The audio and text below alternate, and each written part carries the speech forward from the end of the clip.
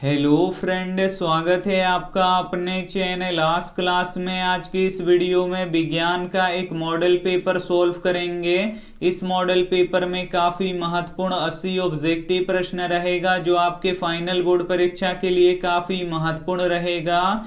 तो एक भी प्रश्न आप लोग स्किप मत कीजिएगा। वीडियो को प्लीज़ आप लोग शुरू से लेके अंत तक देखिएगा। और चैनल को अभी तक आप सब्सक्राइब नहीं किए हैं तो चैनल को सब्सक्राइब कर लीजिएगा। और सब्सक्राइब करने के बाद एक बेल आइकन आता है तो बेल आइकन को दबा के ऑल पे कर लीजिएगा, ताकि जब भी लाइव क्लास हो तो आपके पास नोटिफिकेशन पहुंचता रहे। तो आइए शुरू करते हैं पहले नंबर प्रश्न से। तो पहला नंबर प्रश्न है कि वास्तविक वस्तु का आभासी प्रतिबिंब बनता है। यहाँ पे आपको बताना है कि किस दर्पण में वास्तविक वस्तु का आभासी प्रतिबिंब बनता है। तो समतल दर्पण में भी बनता है, उत्तल दर्पण में भी बनता है और अवतल दर्पण में भी बनता है, यानी इनमें से सभी में बनता है। तो यहाँ पे डी वाला ऑप्शन बिल्कुल ही सही हो जाएगा। आइए देखते हैं अगला प्रश्न। दो नंबर प्रश्न है कि डायोप्टर उस लेंस की क्षमता होती है जिसकी फोकस दूरी, यहाँ पे आपको बताना है कि डायोप्टर उस लेंस की क्षमता होती है जिसकी फोकस दूरी, तो जिसकी फोकस दूरी 1 मीटर होती है। यहाँ पे डी वाला ऑप्शन बिल्कुल ही सही हो जाएगा। आइए देखते हैं अगला प्रश्न। 3 नंबर प्रश्न है कि किसी लेंस के बाहर की ओर उभरे दो गोलीय पृष्ठ हो तो इसे कहते हैं। काफी महत्वपूर्ण प्रश्न है। यहाँ पे आपको बताना है कि किसी लेंस की बाहर की ओर उभरे दो गोलीय पृष्ठ हो तो इसे क्या कहते हैं। तो इसे उत्तल लेंस कहते हैं। यहाँ पे सी वाला ऑप्शन बिल्कुल ही सही हो जाएगा। आइए देखते हैं अगला प्रश्न। 4 नंबर प्रश्न है कि कौन रंग है जिसका खतरे के सिग्नल में उपयोग होता है। यहाँ पे आपको बताना है कि कौन रंग है जिसका खतरे के सिग्नल में उपयोग होता है। तो लाल रंग का होता है। यहाँ पे सी वाला ऑप्शन बिल्कुल ही सही हो जाएगा। आइए देखते हैं अगला प्रश्न। 5 नंबर प्रश्न है कि प्रकाश के किस रंग के लिए तरंग दैर्ध्य अधिकतम होता है। यहाँ पे आपको बताना है कि प्रकाश के किस रंग का तरंग दैर्ध्य सबसे अधिक होता है। तो लाल रंग का होता है, इसे आपको याद रखना है। यहाँ पे सी वाला ऑप्शन बिल्कुल ही सही हो जाएगा। आइए देखते हैं अगला प्रश्न। 6 नंबर प्रश्न है कि निकट दृष्टि दोष को दूर करने के लिए किस लेंस का व्यवहार होता है। यहाँ पे आपको बताना है कि निकट दृष्टि दोष को दूर करने के लिए किस लेंस का व्यवहार होता है। तो अवतल लेंस का होता है। यहाँ पे बी वाला ऑप्शन बिल्कुल ही सही हो जाएगा। आइए देखते हैं अगला प्रश्न। 7 नंबर प्रश्न है कि किसी कुंडली का प्रतिरोध ज्ञात करने का सूत्र है। यहाँ पे आपको बताना है कि किसी कुंडली का प्रतिरोध ज्ञात करने का सूत्र है। तो क्या होता है, तो V = IR होता है। तो यहाँ से आपको R का मान निकालना है। तो I इधर गुणा कर रहा है तो इधर आके भाग करेगा, यानी V/I बराबर R हो जाएगा। इसे सीधा लिख दीजिए, R बराबर क्या हो जाएगा, V/I हो जाएगा। तो यहाँ पे बी वाला ऑप्शन बिल्कुल ही सही हो जाएगा। काफी महत्वपूर्ण 80 ऑब्जेक्टिव प्रश्न हम आपको बताएंगे, तो एक भी प्रश्न आप लोग स्किप मत कीजिएगा। वीडियो को प्लीज आप लोग शुरू से लेके अंत तक देखिएगा। और अभी तक आप हमारे व्हाट्सएप ग्रुप में नहीं जुड़े हैं तो ये हमारा व्हाट्सएप नंबर है 8789307304। इस पे आपको बोलना है कि सर हमें ग्रुप में जोड़ दीजिए, तो हम आपको ग्रुप में जोड़ देंगे। आइए देखते हैं अगला प्रश्न। 8 नंबर प्रश्न है कि धातुओं में धारावाहक होते हैं। यहाँ पे आपको बताना है कि धातुओं में धारावाहक होते हैं। तो धातुओं में धारावाहक मुक्त इलेक्ट्रॉन होते हैं, इसे आपको याद रखना है। यहाँ पे बी वाला ऑप्शन बिल्कुल ही सही हो जाएगा। आइए देखते हैं अगला प्रश्न। 9 नंबर प्रश्न है कि परिपथ में विद्युत धारा की माप किससे की जाती है। यहाँ पे आपको बताना है कि परिपथ में विद्युत धारा की माप किससे की जाती है। तो एमीटर से की जाती है। यहाँ पे बी वाला ऑप्शन बिल्कुल ही सही हो जाएगा। आइए देखते हैं अगला प्रश्न। 10 नंबर प्रश्न है कि विद्युत फ्यूज विद्युत धारा के किस प्रभाव पे कार्य करता है। यहाँ पे आपको बताना है कि विद्युत फ्यूज विद्युत धारा के किस प्रभाव पे कार्य करता है। तो उष्मीय प्रभाव पे कार्य करता है, इसे आपको याद रखना है। यहाँ पे ए वाला ऑप्शन बिल्कुल ही सही हो जाएगा। आइए देखते हैं अगला प्रश्न।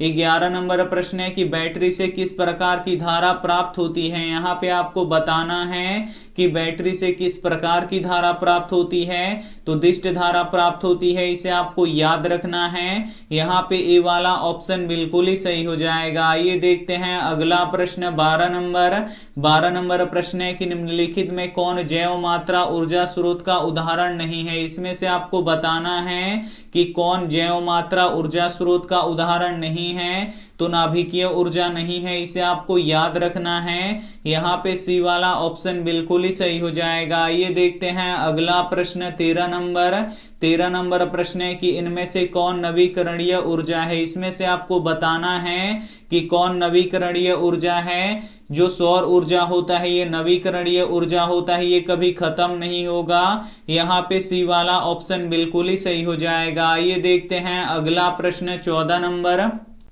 नंबर प्रश्न है कि निम्न में से कौन अकारक है। इसमें से आपको बताना है कि कौन अकारक है। तो जो हाइड्रोजन होता है H2 होता है ये अकारक होता है। यहाँ पे ए वाला ऑप्शन बिल्कुल ही सही हो जाएगा। ये देखते हैं अगला प्रश्न 15 नंबर प्रश्न है कि निम्नलिखित में से पीएच का कौन सा क्षारक विलयन का मान देता है। यहाँ पे आपको बताना है कि कौन क्षारीय विलयन देगा। तो क्षारीय विलयन का पीएच मान कितने के बीच में होता है, तो 7 से लेके 14 के बीच में होता है। तो जिस भी विलयन का पीएच मान 13 होगा वो क्षारीय विलयन देगा। यहाँ पे डी वाला ऑप्शन बिल्कुल ही सही हो जाएगा। ये देखते हैं अगला प्रश्न 16 नंबर प्रश्न है कि निम्नलिखित में कौन सही है। यहाँ पे आपको बताना है कि इनमें से कौन सही है। जो धोने वाला सोडियम होता है जिसे सोडियम कार्बोनेट कहते हैं, उसका रासायनिक सूत्र क्या होता है, तो Na2CO3 × 10H2O होता है। यहाँ पे बी वाला ऑप्शन बिल्कुल ही सही हो जाएगा। ये देखते हैं अगला प्रश्न 17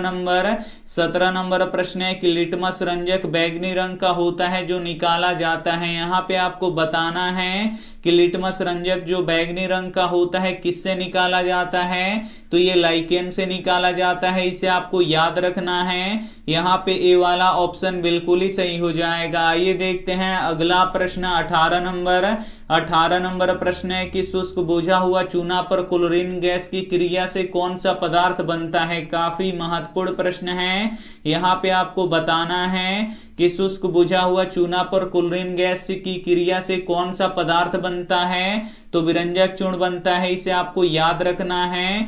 यहाँ पे ए वाला ऑप्शन बिल्कुल ही सही हो जाएगा। ये देखते हैं अगला प्रश्न 19 नंबर प्रश्न है कि सोडियम क्लोराइड का पीएच मान लगभग, यहाँ पे आपको बताना है कि सोडियम क्लोराइड का पीएच मान कितना होता है, तो 14 होता है, इसे आपको याद रखना है। यहाँ पे डी वाला ऑप्शन बिल्कुल ही सही हो जाएगा। ये देखते हैं अगला प्रश्न 20 नंबर प्रश्न है कि नीला थोथा का रासायनिक सूत्र है। यहाँ पे आपको बताना है कि नीला थोथा का रासायनिक सूत्र क्या होता है, तो CuSO4 × 5H2O होता है, इसे आपको याद रखना है। यहाँ पे बी वाला ऑप्शन बिल्कुल ही सही हो जाएगा। ये देखते हैं अगला प्रश्न 21 नंबर प्रश्न है कि जब सोडियम हाइड्रोक्साइड जिंक से अभिक्रिया करता है तो कौन सा उत्पाद बनता है। काफी महत्वपूर्ण प्रश्न है। यहाँ पे आपको बताना है कि जब सोडियम हाइड्रोक्साइड जिंक से अभिक्रिया करता है तो कौन सा उत्पादक बनता है, तो Na2ZnO2 + H2O बनता है, इसे आपको याद रखना है। यहाँ पे डी वाला ऑप्शन बिल्कुल ही सही हो जाएगा। ये देखते हैं अगला प्रश्न 22 नंबर प्रश्न है कि पीतल है। यहाँ पे आपको बताना है कि पीतल क्या है, तो पीतल एक मिश्र धातु है। यहाँ पे सी वाला ऑप्शन बिल्कुल ही सही हो जाएगा। ये देखते हैं अगला प्रश्न 23 नंबर प्रश्न है कि ब्रोमीन अधातु की अवस्था होती है। यहाँ पे आपको बताना है कि जो ब्रोमीन अधातु होता है ये किस अवस्था में पाया जाता है, तो ये द्रव अवस्था में पाया जाता है, इसे आपको याद रखना है। यहाँ पे सी वाला ऑप्शन बिल्कुल ही सही हो जाएगा। ये देखते हैं अगला प्रश्न 24 नंबर प्रश्न है कि निम्न में से किस हाइड्रोकार्बन में 3 आबंध है। इसमें से आपको बताना है कि किस हाइड्रोकार्बन में 3 आबंध हैं, तो C3H4 में है, इसे आपको याद रखना है। यहाँ पे सी वाला ऑप्शन बिल्कुल ही सही हो जाएगा। ये देखते हैं अगला प्रश्न 25 नंबर प्रश्न है कि चीनी का रासायनिक सूत्र क्या है। यहाँ पे आपको बताना है कि चीनी का रासायनिक सूत्र क्या होता है, तो C12H22O11 होता है, इसे आपको याद रखना है। यहाँ पे सी वाला ऑप्शन बिल्कुल ही सही हो जाएगा। आइए देखते हैं अगला प्रश्न 26 नंबर। 26 नंबर प्रश्न है कि हीलियम परमाणु के बाह्यतम कक्षा में कितने इलेक्ट्रॉन रहते हैं। यहाँ पे आपको बताना है कि हीलियम परमाणु के बाह्यतम यानी सबसे बाहरी कक्षा में कितने इलेक्ट्रॉन होते हैं। तो हीलियम का परमाणु संख्या कितना होता है, तो 2 होता है। तो पहली यहाँ पे देखिए, पहली और अंतिम कक्षा में कितने इलेक्ट्रॉन होंगे, तो 2 ही इलेक्ट्रॉन होंगे। यहाँ पे बी वाला ऑप्शन बिल्कुल ही सही हो जाएगा। आइए देखते हैं अगला प्रश्न 27 नंबर। 27 नंबर प्रश्न है कि स्वपोषी पोषण के लिए आवश्यक है। यहाँ पे आपको बताना है कि स्वपोषी पोषण के लिए क्या आवश्यक होता है। तो कार्बन डाइऑक्साइड होता है, क्लोरोफिल होता है, सौर प्रकाश होता है, यानी इनमें से सभी होता है। तो यहाँ पे डी वाला ऑप्शन बिल्कुल ही सही हो जाएगा। आइए देखते हैं अगला प्रश्न 28 नंबर। 28 नंबर प्रश्न है कि कवक में पोषण की कौन सी विधि है। यहाँ पे आपको बताना है कि कवक में पोषण की कौन सी विधि है। तो कवक में पोषण की मृतजीवी विधि पाई जाती है, इसे आपको याद रखना है। यहाँ पे बी वाला ऑप्शन बिल्कुल ही सही हो जाएगा। आइए देखते हैं अगला प्रश्न 29 नंबर। 29 नंबर प्रश्न है कि क्लोरोफिल वर्णक का रंग है। यहाँ पे आपको बताना है कि क्लोरोफिल वर्णक का रंग कैसा होता है। तो हरा होता है, इसे आपको याद रखना है। यहाँ पे ए वाला ऑप्शन बिल्कुल ही सही हो जाएगा। आइए देखते हैं अगला प्रश्न 30 नंबर। 30 नंबर प्रश्न है कि पाइरुवेट के विखंडन से यह कार्बन डाइऑक्साइड जल तथा ऊर्जा देता है, यह क्रिया होती है। यहाँ पे आपको बताना है कि पाइरुवेट के विखंडन से यह कार्बन डाइऑक्साइड जल तथा ऊर्जा देता है, यह क्रिया होती है। तो किसमें होती है, तो माइटोकॉन्ड्रिया में होती है। यहाँ पे बी वाला ऑप्शन बिल्कुल ही सही हो जाएगा। आइए देखते हैं अगला प्रश्न 31 नंबर। 31 नंबर प्रश्न है कि यदि हमारे आहार में आयोडीन की कमी है तो हमें किस रोग के होने की संभावना है। काफी महत्वपूर्ण प्रश्न है। यहाँ पे आपको बताना है कि यदि हमारे आहार में आयोडीन की कमी है तो हमें किस रोग की होने की संभावना है। तो घेंघा, यानी यहाँ पे देखिए ग्वाइटर, गलगंड, घेंघा, ये सभी होने की हमें यहाँ पे संभावना है। तो इनमें से सभी क्या हो जाएगा, बिल्कुल ही सही आंसर हो जाएगा। यहाँ पे डी ऑप्शन बिल्कुल ही सही हो जाएगा। आइए देखते हैं अगला प्रश्न 32 नंबर। 32 नंबर प्रश्न है कि एस्ट्रोजन स्रावित होता है। यहाँ पे आपको बताना है कि एस्ट्रोजन स्रावित होता है। यहाँ पे आपको बताना है कि एस्ट्रोजन स्रावित होता है। तो जो एस्ट्रोजन होता है ये अंडाशय के द्वारा स्रावित होता है। यहाँ पे बी वाला ऑप्शन बिल्कुल ही सही हो जाएगा। आइए देखते हैं अगला प्रश्न 33 नंबर। 33 नंबर प्रश्न है कि मनुष्य में ऐच्छिक गतियों का नियंत्रण किसके द्वारा होता है। यहाँ पे आपको बताना है कि मनुष्य में ऐच्छिक गतियों का नियंत्रण किसके द्वारा होता है। तो सेरिब्रम के द्वारा होता है, इसे आपको याद रखना है। यहाँ पे बी वाला ऑप्शन बिल्कुल ही सही हो जाएगा। आइए देखते हैं अगला प्रश्न 34 नंबर। 34 नंबर प्रश्न है कि घेंघा किस समुदाय का प्राणी है। यहाँ पे आपको बताना है कि घेंघा किस समुदाय का प्राणी है। तो ये मोलस्का का प्राणी है, इसे आपको याद रखना है। यहाँ पे ए वाला ऑप्शन बिल्कुल ही सही हो जाएगा। आइए देखते हैं अगला प्रश्न 35 नंबर। 35 नंबर प्रश्न है कि निम्नलिखित में से कौन सा जंतु उभयलिंगी है। इसमें से आपको बताना है कि कौन सा जंतु उभयलिंगी है। तो जो केंचुआ होता है ये उभयलिंगी होता है। यहाँ पे डी वाला ऑप्शन बिल्कुल ही सही हो जाएगा। आइए देखते हैं अगला प्रश्न 36 नंबर। 36 नंबर प्रश्न है कि पराग कोश में होते हैं। यहाँ पे आपको बताना है कि पराग कोश में होते हैं। तो पराग कोश में क्या होते हैं, तो पराग कोश में परागकण होते हैं। यहाँ पे डी वाला ऑप्शन बिल्कुल ही सही हो जाएगा। आइए देखते हैं अगला प्रश्न 37 नंबर।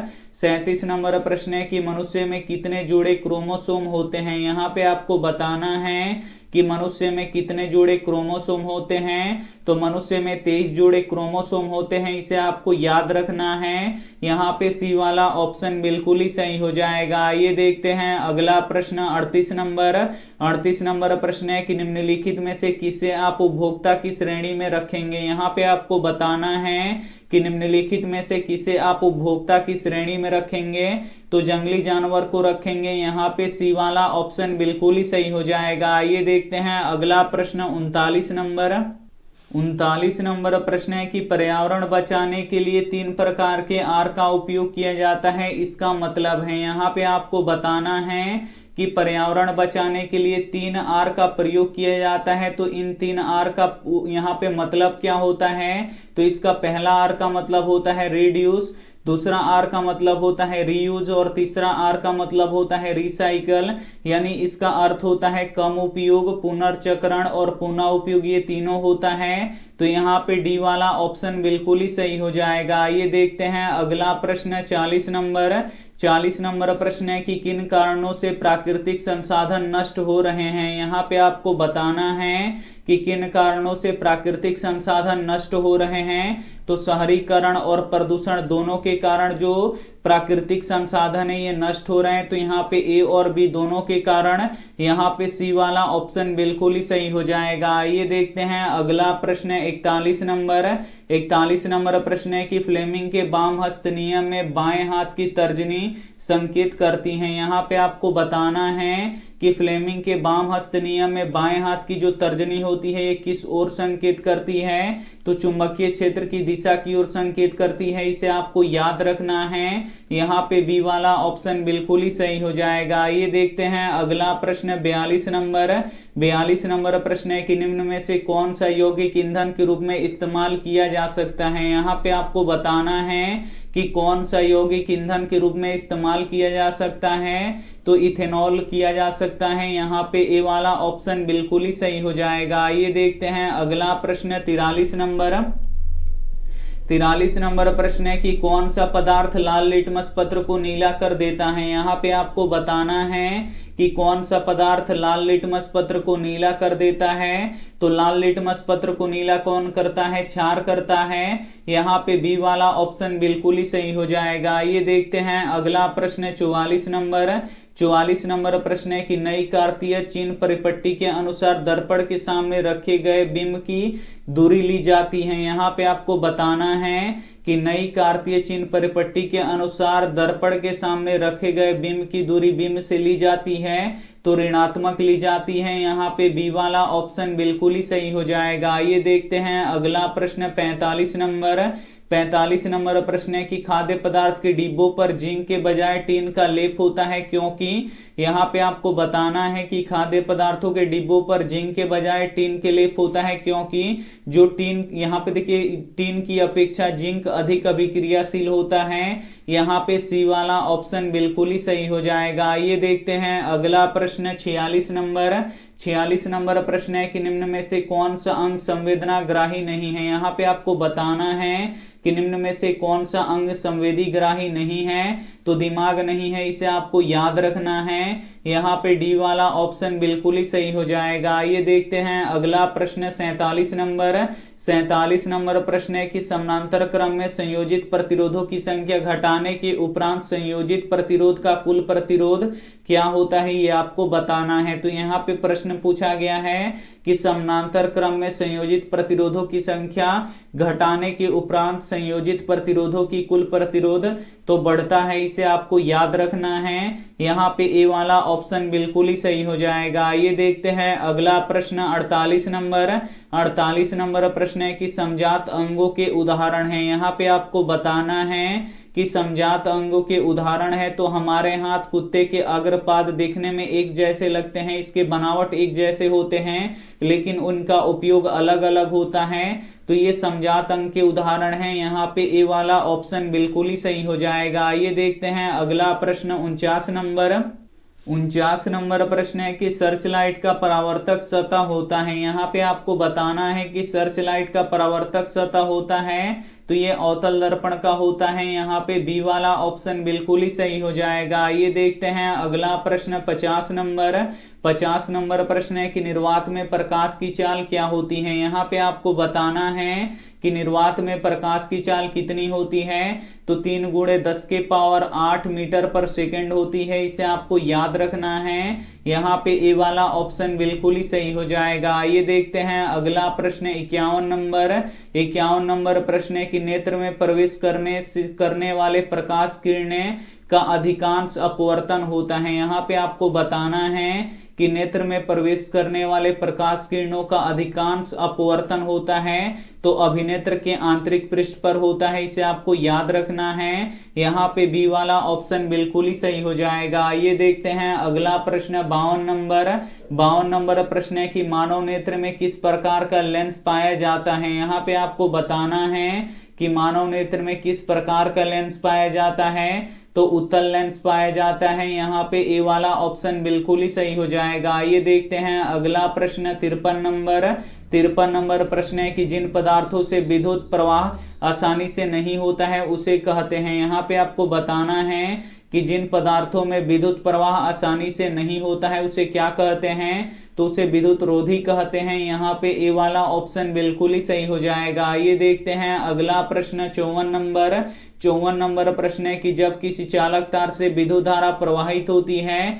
तो गतिशील कण क्या होते हैं। यहाँ पे आपको बताना है कि जब किसी चालक तार से विद्युत धारा प्रवाहित होती है तब उसमें गतिशील कण क्या होते हैं, तो इलेक्ट्रॉन होते हैं, इसे आपको याद रखना है। यहाँ पे डी वाला ऑप्शन बिल्कुल ही सही हो जाएगा। ये देखते हैं अगला प्रश्न 55 नंबर प्रश्न है कि चुंबक के विजातीय ध्रुवों में होता है। यहाँ पे आपको बताना है कि चुंबक के विजातीय ध्रुव यानी दो अलग अलग ध्रुवों में क्या होता है, तो हमेशा आकर्षण होता है, इसे आपको याद रखना है। यहाँ पे ए वाला ऑप्शन बिल्कुल ही सही हो जाएगा। ये देखते हैं अगला प्रश्न 56 नंबर प्रश्न है कि हमारे घरों में जो विद्युत सप्लाई होती है वह, यहाँ पे आपको बताना है कि हमारे घरों में जो विद्युत सप्लाई होती है वह तो 220 वोल्ट पर प्रत्यावर्ती धारा होती है। यहाँ पे सी वाला ऑप्शन बिल्कुल ही सही हो जाएगा। ये देखते हैं अगला प्रश्न 57 नंबर प्रश्न है कि सौर सेल बनाने के लिए किस धातु का उपयोग किया जाता है। यहाँ पे आपको बताना है कि सौर सेल बनाने के लिए किस धातु का उपयोग होता है, तो सिलिकॉन का उपयोग होता है, इसे आपको याद रखना है। यहाँ पे डी वाला ऑप्शन बिल्कुल ही सही हो जाएगा। ये देखते हैं अगला प्रश्न 58 नंबर प्रश्न है कि निम्न में से किसका उपयोग खाना बनाने वाले ईंधन के रूप में नहीं किया जाता है। यहाँ पे आपको बताना है कि निम्न में से किसका उपयोग खाना बनाने वाले ईंधन के रूप में नहीं होता है, तो सीएनजी का नहीं होता है, इसे आपको याद रखना है। यहाँ पे ए वाला ऑप्शन बिल्कुल ही सही हो जाएगा। ये देखते हैं अगला प्रश्न 59 नंबर प्रश्न है कि चूना की दीवारों पर सफेदी करने पर, यहाँ पे देखिए सफेदी करने पर बिना बुझा चूना वायुमंडलीय CO2 से अभिक्रिया करके एक ठोस चमकदार पदार्थ बनाता है जो दीवार को चमकदार बनाता है, तो कौन बनाता है, तो कैल्शियम कार्बोनेट बनाता है। यहाँ पे ए वाला ऑप्शन बिल्कुल ही सही हो जाएगा। ये देखते हैं अगला प्रश्न 60 नंबर प्रश्न है कि विकृति विकृत गंधिका के लिए उत्तरदायी अभिक्रिया कौन सी है। यहाँ पे आपको बताना है कि विकृति विकृत गंधिका के लिए उत्तरदायी अभिक्रिया कौन सी है, तो तेल वासा का ऑक्सीकरण है, इसे आपको याद रखना है। यहाँ पे ए वाला ऑप्शन बिल्कुल ही सही हो जाएगा। ये देखते हैं अगला प्रश्न 61 नंबर प्रश्न है कि दही में किस प्रकार का अम्ल पाया जाता है। यहाँ पे आपको बताना है कि दही में किस प्रकार का अम्ल पाया जाता है, तो दही में लैक्टिक अम्ल पाया जाता है, इसे आपको याद रखना है। यहाँ पे सी वाला ऑप्शन बिल्कुल ही सही हो जाएगा। ये देखते हैं अगला प्रश्न 62 नंबर प्रश्न है कि प्लास्टर ऑफ पेरिस का रासायनिक सूत्र क्या है। यहाँ पे आपको बताना है कि प्लास्टर ऑफ पेरिस का रासायनिक सूत्र क्या होता है, तो CaSO4 × 12H2O होता है, इसे आपको याद रखना है। यहाँ पे सी वाला ऑप्शन बिल्कुल ही सही हो जाएगा। ये देखते हैं अगला प्रश्न 63 नंबर प्रश्न है कि धातुएं आवर्त सारणी में किस ओर स्थित होती हैं। यहाँ पे आपको बताना है कि धातुएं आवर्त सारणी में किस ओर स्थित होती हैं, तो बाईं ओर स्थित होती हैं, इसे आपको याद रखना है। यहाँ पे ए वाला ऑप्शन बिल्कुल ही सही हो जाएगा। ये देखते हैं अगला प्रश्न 64 नंबर प्रश्न है कि ऐसे तत्व जो इलेक्ट्रॉन का त्याग कर धन आयन बनाते हैं कहे जाते हैं। काफी महत्वपूर्ण प्रश्न है। यहाँ पे आपको बताना है कि ऐसे तत्व जो इलेक्ट्रॉनों को त्याग कर धनायन बनाते हैं उसे कहते हैं, तो उसे धातु कहते हैं। यहाँ पे बी वाला ऑप्शन बिल्कुल ही सही हो जाएगा। ये देखते हैं अगला प्रश्न 65 65 नंबर प्रश्न है कि प्रथम कार्बनिक यौगिक यूरिया का संश्लेषण किसने किया था। काफी महत्वपूर्ण प्रश्न है। यहाँ पे आपको बताना है कि प्रथम कार्बनिक यौगिक यूरिया का संश्लेषण किसने किया था, तो बोहर ने किया था। यहाँ पे बी वाला ऑप्शन बिल्कुल ही सही हो जाएगा। आइए देखते हैं अगला प्रश्न 66 नंबर प्रश्न है कि चीनी के किण्वन से क्या बनता है। यहाँ पे आपको बताना है कि चीनी के किण्वन से क्या बनता है, तो एथेनोइक अम्ल बनता है। इसे आपको याद रखना है। यहाँ पे बी वाला ऑप्शन बिल्कुल ही सही हो जाएगा। आइए देखते हैं अगला प्रश्न 67 नंबर प्रश्न है कि निम्न में से कौन एल्कोहल पेय के लिए उपयुक्त होता है। यहाँ पे आपको बताना है कि निम्न में से कौन एल्कोहल पेय के लिए उपयुक्त होता है। काफी महत्वपूर्ण प्रश्न है, तो एथेनॉल होता है। इसे आपको याद रखना है। यहाँ पे बी वाला ऑप्शन बिल्कुल ही सही हो जाएगा। आइए देखते हैं अगला प्रश्न 68 नंबर प्रश्न है कि तत्वों के वर्गीकरण का मुख्य श्रेय निम्न में से किसको मिला है। काफी महत्वपूर्ण प्रश्न है। यहाँ पे आपको बताना है कि तत्वों के वर्गीकरण का मुख्य श्रेय किसको मिला है, तो मेंडलीफ को मिला है। इसे आपको याद रखना है। यहाँ पे बी वाला ऑप्शन बिल्कुल ही सही हो जाएगा। आइए देखते हैं अगला प्रश्न 69 नंबर प्रश्न है कि ये कोशिकाएं रक्तस्राव को रोक सकती हैं। यहाँ पे आपको बताना है कि इनमें से कौन सी कोशिकाएं रक्तस्राव को रोक सकती हैं, तो प्लेटलेट्स कोशिकाएं रक्तस्राव को रोक सकती हैं। यहाँ पे डी वाला ऑप्शन बिल्कुल ही सही हो जाएगा। ये देखते हैं अगला प्रश्न 70 नंबर प्रश्न है कि वृक्क का आकार होता है। यहाँ पे आपको बताना है कि जो वृक्क यानी जो किडनी होता है इसका आकार कैसे होता है, तो सेम के बीज के समान होता है। इसे आपको याद रखना है। यहाँ पे ए वाला ऑप्शन बिल्कुल ही सही हो जाएगा। ये देखते हैं अगला प्रश्न 71 नंबर प्रश्न है कि ग्वाइटर अथवा घेंगा होता है। यहाँ पे आपको बताना है कि ग्वाइटर अथवा घेंगा रोग किसकी कमी से होता है, तो आयोडीन की कमी से होता है। यहाँ पे बी वाला ऑप्शन बिल्कुल ही सही हो जाएगा। आइए देखते हैं अगला प्रश्न 72 नंबर प्रश्न है कि जीव जनन क्यों करते हैं। काफी महत्वपूर्ण प्रश्न है। यहाँ पे आपको बताना है कि जीव जनन क्यों करते हैं, तो ए ऑप्शन है अपनी जाति के अस्तित्व बचाने के लिए, तो बिल्कुल सही बात है। बी ऑप्शन है अपनी जाति की संख्या में वृद्धि के लिए, तो बिल्कुल ये भी सही बात है। सी वाला ऑप्शन है आनुवांशिकी गुण पीढ़ी दर पीढ़ी पहुंचाने के लिए, तो ये भी सही है। यानी इनमें से सभी सही है, तो यहाँ पे डी वाला ऑप्शन बिल्कुल ही सही हो जाएगा। ये देखते हैं अगला प्रश्न 73 नंबर प्रश्न है कि लैंगिक जनन में मुख्य कोशिका विभाजन होता है। यहाँ पे आपको बताना है कि लैंगिक जनन में मुख्य कोशिका विभाजन होता है, तो अर्धसूत्री विभाजन होता है। इसे आपको याद रखना है। यहाँ पे डी वाला ऑप्शन बिल्कुल ही सही हो जाएगा। ये देखते हैं अगला प्रश्न 74 नंबर प्रश्न है कि किसी जीव की जीनी संरचना कहलाती है। यहाँ पे आपको बताना है कि किसी जीव की जीनी संरचना कहलाती है, तो किसी जीव की जीनी संरचना जीनोटाइप कहलाती है। इसे आपको याद रखना है। यहाँ पे बी वाला ऑप्शन बिल्कुल ही सही हो जाएगा। ये देखते हैं अगला प्रश्न 75 नंबर प्रश्न है कि सर्वप्रथम अम्ल, यहाँ पे देखिए सर्वप्रथम अम्लीय की उत्पत्ति किस जीव के कारण हुई। यहाँ पे आपको बताना है कि सर्वप्रथम अम्ल की उत्पत्ति किस जीव के कारण से हुआ, तो नीलहरित शैवाल के कारण से हुआ। इसे आपको याद रखना है। यहाँ पे बी वाला ऑप्शन बिल्कुल ही सही हो जाएगा। ये देखते हैं अगला प्रश्न 76 नंबर प्रश्न है कि मानव का उद्भव कहाँ से हुआ। यहाँ पे आपको बताना है कि मानव का उद्भव कहाँ से हुआ, तो अफ्रीका से हुआ। यहाँ पे सी वाला ऑप्शन बिल्कुल ही सही हो जाएगा। ये देखते हैं अगला प्रश्न 77 नंबर प्रश्न है कि कचरा प्रबंधन से क्या लाभ है। यहाँ पे आपको बताना है कि कचरा प्रबंधन से क्या लाभ है, तो ए ऑप्शन है कचड़ों से होने वाली बीमारी से सुरक्षा मिलता है, तो बिल्कुल सही बात है। बी ऑप्शन है प्रदूषण पर रोकथाम लगता है, तो बिल्कुल ए और बी क्या है, इसमें से दोनों सही है। तो यहाँ पे सी वाला ऑप्शन बिल्कुल ही सही हो जाएगा। ये देखते हैं अगला प्रश्न 78 नंबर प्रश्न है कि मृतजीवी, यहाँ पे देखिए मृतजीवी का भक्षण करते हैं। यहाँ पे आपको बताना है कि मृतजीवी किसका भक्षण करते हैं, तो मृतजीवी किसका, मृत जीव जंतु का भक्षण करते हैं। यहाँ पे ए वाला ऑप्शन बिल्कुल ही सही हो जाएगा। ये देखते हैं अगला प्रश्न 79 नंबर प्रश्न है कि निम्न में से निम्न में कौन प्रदूषण का मुख्य कारण है। यहाँ पे आपको बताना है कि निम्न में प्रदूषण के मुख्य कारण कौन है, तो कारखाने हैं, गाड़ियां हैं, यहाँ पे जलावन है, यानी इनमें से सभी है। तो यहाँ पे डी वाला ऑप्शन बिल्कुल ही सही हो जाएगा। आइए देखते हैं अंतिम प्रश्न 80 नंबर प्रश्न है कि केरल में सुरंगम क्या है। यहाँ पे आपको बताना है कि केरल में सुरंगम क्या है, तो प्राचीन जल संग्रह की संरचना है, इसे आपको याद रखना है। यहाँ पे सी वाला ऑप्शन बिल्कुल ही सही हो जाएगा। विज्ञान के इस मॉडल पेपर के 80 काफी महत्वपूर्ण ऑब्जेक्टिव प्रश्न हम आपको बता चुके हैं, जो आपके फाइनल बोर्ड परीक्षा के लिए काफी महत्वपूर्ण हैं। तो इसमें से जो भी प्रश्न आपको याद ना हो तो प्लीज आप लोग उसे नोटबुक पे लिख के जरूर याद कर लीजिएगा। और अभी तक आप हमारे व्हाट्सएप ग्रुप में नहीं जुड़े हैं तो ये हमारा व्हाट्सएप नंबर है 8789307304। इस पे आपको बोलना है कि सर हमें ग्रुप में जोड़ दीजिए, तो हम आपको ग्रुप में जोड़ देंगे।